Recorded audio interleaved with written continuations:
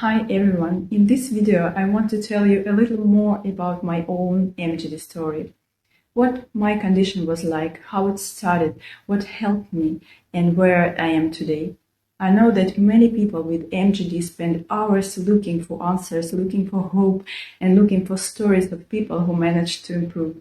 I know that because that's exactly what I was doing when my symptoms started. But before I begin, I want to say something really important. MGD is not one condition. Different things can cause it, and different things can be happening inside the glands. Some people may have inflammation, some may have hormone issues, some may have gland loss, others may have glands that are still there but blocked. So my story is just one story. It won't apply to everyone. In my case, the main problem was severely blocked glands filled with extremely thick oil. And one of the hardest parts was that I didn't have obvious symptoms in the early stages.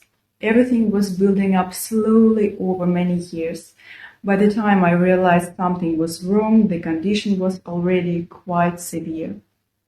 At my worst, my eyes burned almost constantly. I woke up at night because of dryness and had to use eye drops just to fall asleep again. Wind was difficult, being outside was difficult, shopping was impossible. Even talking became difficult because the more I talked, the more my eyes burned. And I remember trying to have conversations and feeling my eyes getting worse and worse as I spoke. Dry eyes slowly became the center of my life. They affected my work, my social life, and honestly, almost everything else. Most of my day was spent thinking about my eyes, trying to get through the day and trying to find a way out of the situation. And at that point, I knew I had to do something. The question was, what? Not really. Looking back, I think the closest thing to a magic treatment was doing the right things at the right stage of recovery. When my symptoms first started, I did what many people do. I started doing warm compresses at home. A lot of warm compresses. Honestly, I was doing them all the time. And I kept waiting for some dramatic improvement that never came. And now, after everything I've been through, I think I understand why. The oil inside my glands was already extremely thick. There was simply too much of it, and it had been sitting there for too many years. And I don't think any home warm compress could have melted all of that. That doesn't mean warm compresses don't work. I know people whose symptoms started much earlier when the blockage was still relatively mild, and for them, warm compresses can make a huge difference. But my situation was different. I also learned very quickly that not every doctor understands MGD equally well. Before I found the doctor who eventually treated me, I went through, if I'm not mistaken, 5 different doctors, and most of them prescribed artificial tears and sent me home. Finally, I found a dry eye doctor. For the first time, I felt like I was talking to someone who actually understood the condition. We did mammography. And actually, this is something I've learned over time. Mammography is useful, but it's not perfect. I remember reading about doctors who compared mammography results with actual gland expression and found that some glands that looked non-functional on the scan were still producing oil. So I think scans are important, but they don't always tell the whole story. Because my glands were still there, we decided to start IPL and gland expression. And during my first expression, nothing came out. Absolutely nothing. And at first glance, you could think their glands were not functioning anymore. But that wasn't the problem. The problem was that they were packed with such thick oil that even with pressure, nothing could get through.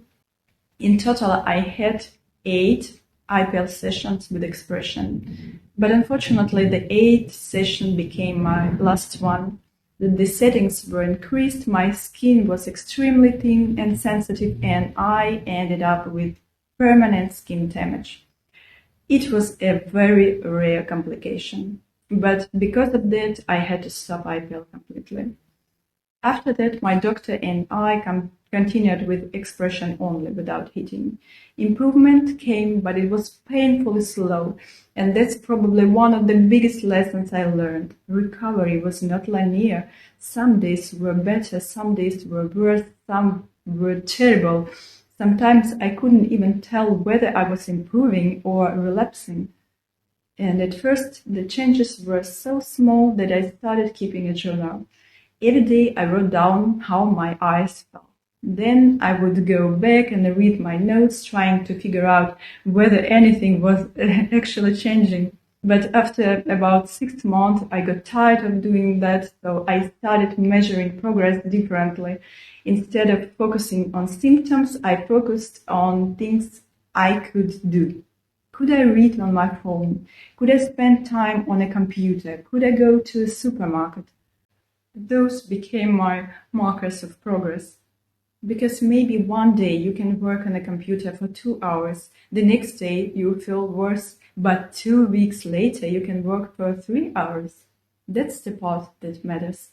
Not every bad day, not every flare up, the overall direction. And then something unexpected happened. We moved from an apartment to a house. And around that time, I had become slightly obsessed with observing my symptoms and trying to understand what helped and what didn't. So I decided to spend much more time outside. At first, I didn't always feel better. Sometimes I felt more dryness, sometimes I felt irritation, sometimes I even felt a little more burning. But instead of looking at one day, I looked at weeks and months. And after a few months, I realized something was changing. I could spend more time on a computer. I could focus for longer. I could do things that had been impossible before.